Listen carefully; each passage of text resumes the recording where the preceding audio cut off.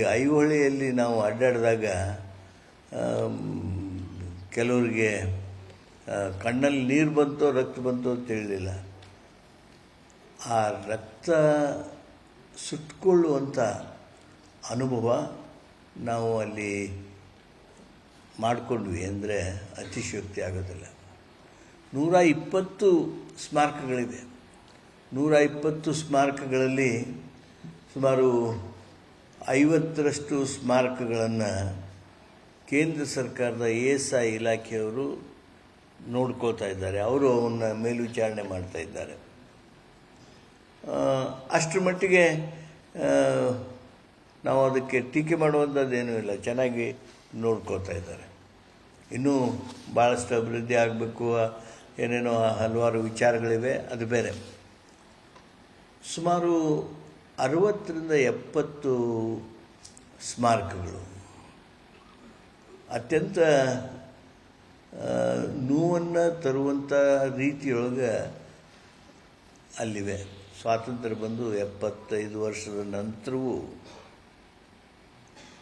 ನಮ್ಮ ಸ್ಮಾರಕಗಳನ್ನು ನಾವು ರಕ್ಷಿಸಿ ಇಟ್ಕೊಳ್ಳೋದಕ್ಕೆ ಆಗಿಲ್ಲ. ನಾವೆಲ್ಲ ಮಾತಾಡ್ತೀವಿ, ಭಾಷಣ ಮಾಡ್ತೀವಿ. ಯಾರಿಗೆ ಇತಿಹಾಸ ಗೊತ್ತಿದೆ ಅವರು ಮಾತ್ರ ಇತಿಹಾಸ ಸೃಷ್ಟಿ ಮಾಡಬಲ್ಲರು. ಯಾರು ಇತಿಹಾಸವನ್ನು ಬಲ್ಲರೋ ಅವರು ಮಾತ್ರ ರಾಷ್ಟ್ರದ ಅಭಿಮಾನಿಗಳನ್ರಿ, ರಾಜ್ಯದ ಅಭಿಮಾನಿಗಳನ್ರಿ ಆಗಬಲ್ಲರು. ನಮ್ಮ ಥರ ನಾವು ಅರ್ಥ ಮಾಡ್ಕೋಬೇಕಾದ್ರೆ, ನಮ್ಮ ಪರಂಪರೆಯನ್ನು ನಾವು ಅರ್ಥ ಮಾಡಬೇಕಾದ್ರೆ ಇತಿಹಾಸದ ಕುರುಹುಗಳನ್ನು ನಾವು ಗೌರವಿಸಬೇಕು, ರಕ್ಷಿಸ್ಕೊಳ್ಬೇಕು. ಆದರೆ ಅದು ಐಹೊಳೆಯಲ್ಲಿ ಆಗಲೇ ಇಲ್ಲ. ಚಾಲುಕ್ಯರ ಈ ಐಹೊಳೆ ಅದು ಎಲ್ಲರೂ ಮಾತನಾಡೋದು. ಆಮೇಲೆ ಇತಿಹಾಸದಲ್ಲಿರುವಂಥದ್ದು, ಶಾಸನಗಳಲ್ಲಿರುವಂಥದ್ದು ಐಹೊಳೆ ಚಾಲುಕ್ಯರ ಆರ್ಕಿಟೆಕ್ಚರಲ್ ಕಾಲೇಜ್. ಆರ್ಕಿಟೆಕ್ಚರ್ ಬಗ್ಗೆ, ಈ ಶಿಲ್ಪಕಲೆ ಬಗ್ಗೆ ಎಲ್ಲಾದರೂ ದೊಡ್ಡ ಯಜ್ಞ ನಡೆದಿದ್ದರೆ, ಶಿಕ್ಷಣ ನಡೆದಿದ್ದರೆ, ತರಬೇತಿ ನಡೆದಿದ್ದರೆ, ಕೆಲಸ ನಡೆದಿದ್ದರೆ ಅದು ಐಹೊಳೆಯಲ್ಲಿ ಮಾತ್ರ ಅನ್ನುವಂಥ ಮಾತು ಎಲ್ಲ ಇತಿಹಾಸಕಾರರು ಒಪ್ಕೋತಾರೆ. ಅಷ್ಟು ದೊಡ್ಡ ಪ್ರಮುಖವಾಗಿರ್ತಕ್ಕಂಥ ಪ್ರದೇಶ ಐಹೊಳೆ ಆಗಿತ್ತು. ಅಲ್ಲಿದ್ದಂಥ 120 ಸ್ಮಾರಕಗಳಲ್ಲಿ ತಾವು ವಿಡಿಯೋ ಮುಖಾಂತರ ನೋಡಿದ್ರಿ. ಈಗ ಯಾವ ಸ್ಥಿತಿಯೊಳಗೆ ಅವನ್ನ ಇಟ್ಟಿದ್ದೀವಿ, ಎಷ್ಟು ಬಿದ್ದು ಹೋಗಿವೆ, ಕೆಲವು ಕಡೆ ಮನೆಯೊಳಗೆ ಗುಡಿ ಅದಾವು, ಕೆಲವರು ಗುಡಿಯೊಳಗೆ ಮನೆ ಮಾಡಿಕೊಂಡಿದ್ದಾರೆ. ಕೃಷಿ ಉಪಯೋಗಕ್ಕೆ ಏನೇನು ಯಾವ್ಯಾವುದಕ್ಕೆ ಜಾಗ ಬೇಕೋ, ನೆರಳು ಬೇಕೋ ಅವೆಲ್ಲವನ್ನೂ ಸಹಿತ ಆ ಗುಡಿಗಳಲ್ಲಿ ಮಾಡಿಕೊಂಡಿದ್ದಾರೆ. ಅದು ದನ ಕಟ್ಟೋದಿರ್ಬೋದು, ಕುರಿ ಕಟ್ಟೋದಿರ್ಬೋದು, ಅದು ಮೇವು ಒಟ್ಕೊಳ್ಳೋದಿರ್ಬೋದು, ಒಟ್ಕೊಳ್ಳೋದಿರ್ಬೋದು, ತಿಪ್ಪಿ ಒಂದು ಹಾಕೋದು ಬಿಟ್ಟು ಉಳಿದ ಎಲ್ಲದಕ್ಕೂ ಸಹಿತ ಈ ಗುಡಿಗಳನ್ನು ಕೃಷಿ ಉಪಯೋಗಕ್ಕೆ ನಾವು ಇವತ್ತು ಅಲ್ಲಿ ಉಪಯೋಗ ಮಾಡೋದ್ರ ಮೂಲಕ ಆ ಇತಿಹಾಸಕ್ಕೆ ಅಪಚಾರ ಮಾಡೋ ರೀತಿಯೊಳಗೆ ನಾವು ಅವನ್ನ ಇರಿಸಿದ್ದೇವೆ. ಆದ್ದರಿಂದ ನಾನು ಅವತ್ತು ಅಲ್ಲಿ ಹೋದಾಗ ಅದನ್ನೆಲ್ಲ ನೋಡಿ ಎಲ್ಲ ನಮ್ಮ ಸ್ನೇಹಿತರಿಗೆ ಎಲ್ಲೋ ಒಂದು ಕಡೆ ಏನು ಹಿಂಗಾಗಿದೆ ಅಲ್ಲ ಅನ್ನುವಂಥ ಆ ಒಂದು ಅವಮಾನದ ಮನಸ್ಸುಗಳು, ಯಾರು ಅಭಿಮಾನಿ ಕನ್ನಡಿಗ ಇದ್ದ ಅವನು ಎಲ್ಲರಿಗೂ ಒಂದು ಅವಮಾನದ ಮನಸ್ಸಿತ್ತು. ಅಂಥ ಮನಸ್ಸುಗಳು ನಮಗೆಲ್ಲ ಏನು ಹೇಳ್ತಿದ್ವು ಅಂದರೆ, ಇಲ್ಲ ಇದನ್ನು ಐಹೊಳೆ ತನ್ನ ಮೂಲ ಏನೊಂದು ಗ್ಲೋರಿ ಐತಿ, ಅದರ ಹಿರಿಮೆ ಐತಿ, ಆ ಹಿರಿಮೆಯಂತೆ ಆಗಬೇಕು. ಅದು ಆಗಬೇಕು ಅಂದರೆ ಅಲ್ಲಿರ್ತಕ್ಕಂಥ ಎಲ್ಲ ಸ್ಮಾರಕಗಳು ಮೊದಲು ಹೆಂಗಿದ್ವು ಹಂಗೆ ಆಗಬೇಕು. ಆ ಬೆಳಕು ಬರಬೇಕು, ಆ ಹೊಳಪು ಅಲ್ಲೆಲ್ಲ ಬಂತು ಅಂದರೆ ಐಹೊಳೆ ಮತ್ತೆ ಇತಿಹಾಸ ಕಾಲದಲ್ಲಿ ಏನೋ ಅದರದ್ದು ವಿಶೇಷವಾದ ಗ್ಲೋರಿ ಇತ್ತು, ಆ ಗ್ಲೋರಿ ಬರ್ತದೆ. ಅದನ್ನು ತರಬೇಕು. ಅದು ನಮ್ಮ ಮುಂದಿನ ಜನಾಂಗಕ್ಕೆ, ನಮ್ಮ ಇತಿಹಾಸ ಇದು, ನಮ್ಮ ಪರಂಪರೆ ಇದು.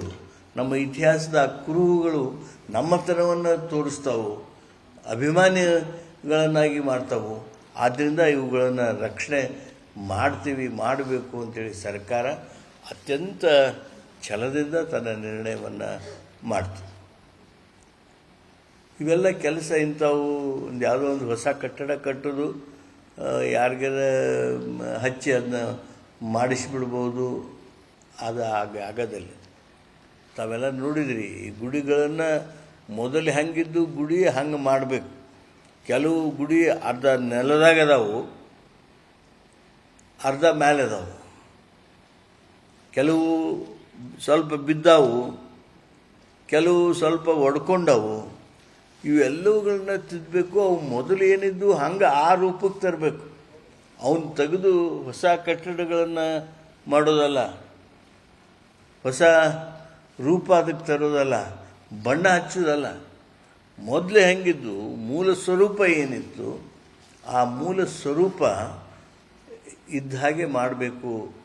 ಅದು ನಿಜವಾದ ರಿಸ್ಟೋರೇಷನ್, ಕನ್ಸರ್ವೇಷನ್, ಅದು ಪುನರ್ಸ್ಥಾಪನೆ, ಸಂರಕ್ಷಣೆ, ಆಮೇಲೆ ನಿರ್ವಹಣೆ. ಇದನ್ನು ಮಾಡೋದಕ್ಕೆ ಸರ್ಕಾರ ಭಾಳಷ್ಟು ಚರ್ಚೆ ಮಾಡ್ತು, ಚಿಂತನೆ ಮಾಡ್ತು. ಅಧಿಕಾರಿಗಳ ಜೊತೆ ಮಾತನಾಡಿದೆ, ಸಾಮಾಜಿಕ ನಾಯಕರ ಜೊತೆಗೆ ಮಾತನಾಡಿದೆ.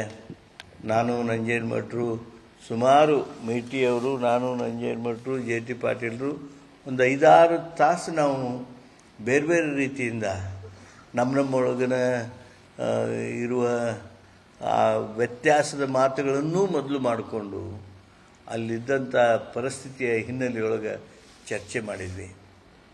ಆವಾಗ ನಮಗೆ ತಕ್ಷಣ ಇದು ಮೂಲ ಸ್ವರೂಪ ತಾಳಬೇಕು ಅಂದರೆ ಆ ಚಾಲುಕ್ಯರು ಹೆಂಗೆ ಮಾಡಿದ್ರು ಅದೇ ಶಕ್ತಿ ಉಳ್ಳವ್ರನ್ನ ಕರ್ಕೊಂಡು ಬಂದು ಹಚ್ಚಬೇಕಲ್ಲ ನಾವು.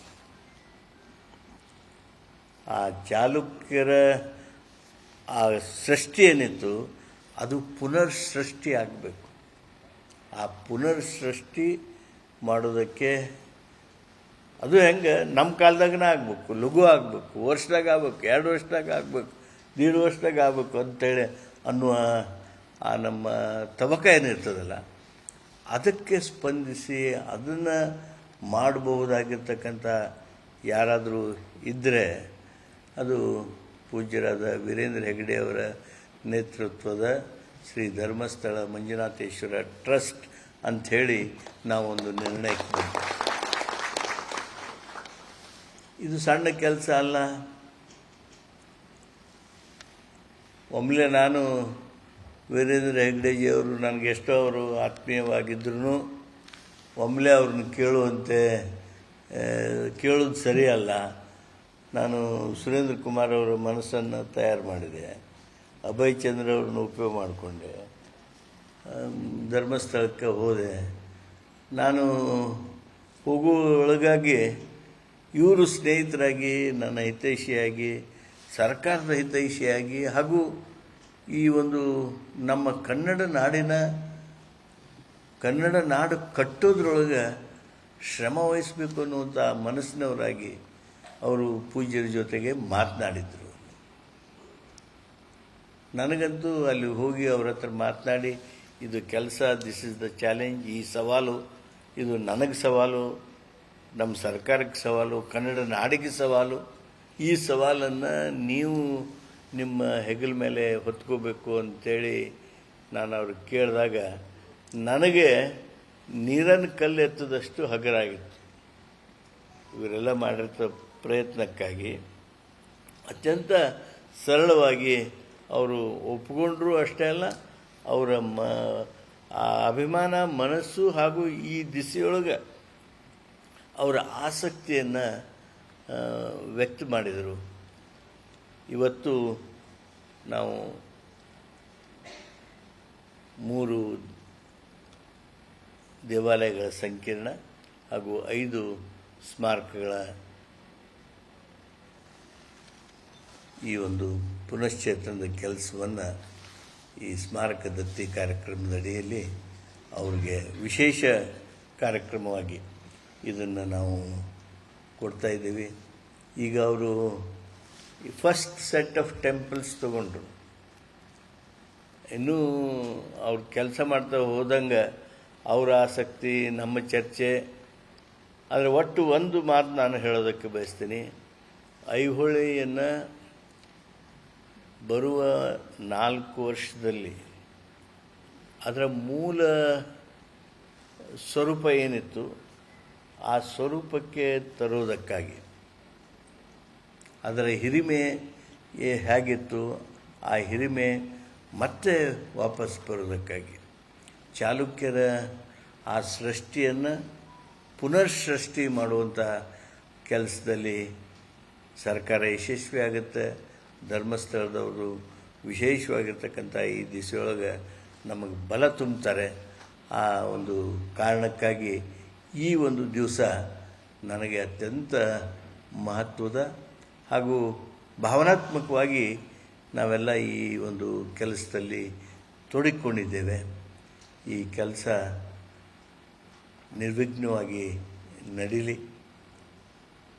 ಇದರ ಮೂಲಕ ನಮ್ಮತನವನ್ನು ಉಳಿಸೋದರಲ್ಲಿ ನಮಗಿರುವ ಏನೊಂದು ಆಸಕ್ತಿ, ಛಲ ಇದೆ, ಅದನ್ನು ಕನ್ನಡಿಗರೆಲ್ಲರೂ ಅಭಿವ್ಯಕ್ತಿಗೊಳಿಸೋಣ ಅಂಥೇಳಿ ಹೇಳಿ, ನನಗೆ ಈ ಕಾರ್ಯಕ್ರಮವನ್ನು ಅವರು ಒಪ್ಕೊಂಡಿರೋದು ನಮ್ಮ ಸರ್ಕಾರದ ಸಹಯೋಗ ಇರ್ಬೋದು, ಆದರೆ ಕೆಲಸ ಮಾಡಿಸ್ಕೊಳ್ಳೋದು ಅದರಲ್ಲಿ ಇರ್ತಕ್ಕಂಥ ಸೂಕ್ಷ್ಮತೆಗಳು, ಆ ನೇಮಿರಾಜ್ ಅವ್ರನ್ನ ಮಾತಾಡೋ ಮುಂದೆ ಕೇಳಬೇಕು ನೀವು. 10 ಹಲವು ವಿಷಯಗಳನ್ನು ಹೇಳ್ತಿರ್ತಾರೆ ಅವರು. ಯಾಕಂದರೆ ಹಲವಾರು ಸೂಕ್ಷ್ಮ ವಿಚಾರಗಳು ಅವ್ರಿಗೆ ಹೆಂಗೆ ತಿಳಿದೈತೆ ಹಂಗೆ ಮಾಡೋದಕ್ಕಾಗೋದಿಲ್ಲ. ಇಲ್ಲಿ ಅದು ಹೇಗಿತ್ತು ಹಾಗೆ ಮಾಡಬೇಕು. Very difficult to do. ಆದಾಗ್ಯೂ ಈ ಒಂದು ದೊಡ್ಡ ಜವಾಬ್ದಾರಿಯನ್ನು ಅವರು ಒಪ್ಕೊಳ್ಳೋದಕ್ಕೆ ಮುಂದೆ ಬಂದಿರೋದು ನನಗಂತೂ ಬಹಳ ಸಂತೋಷ ಆಗಿದೆ. ಅನುಕ್ಷಣದ ಸುದ್ದಿಗಳಿಗಾಗಿ ವಿಸ್ತಾರ ನ್ಯೂಸ್ ಯೂಟ್ಯೂಬ್ ಚಾನೆಲ್ ಸಬ್ಸ್ಕ್ರೈಬ್ ಮಾಡಿ. ಹೊಸ ಸುದ್ದಿಗಳ ನೋಟಿಫಿಕೇಶನ್ಗಾಗಿ ಬೆಲ್ ಐಕಾನ್ ಕ್ಲಿಕ್ ಮಾಡಿ. ಲೇಟೆಸ್ಟ್ ಅಪ್ಡೇಟ್ಸ್ಗಾಗಿ www.vistaranews.com ವೆಬ್ಸೈಟ್ಗೆ ವಿಸಿಟ್ ಮಾಡಿ. ಅಂಗೈಯಲ್ಲೇ ಜಗತ್ತಿನ ಸುದ್ದಿ ತಿಳಿಯಲು ವಿಸ್ತಾರ ನ್ಯೂಸ್ ಕನ್ನಡ ಆಪ್ ಡೌನ್ಲೋಡ್ ಮಾಡಿ.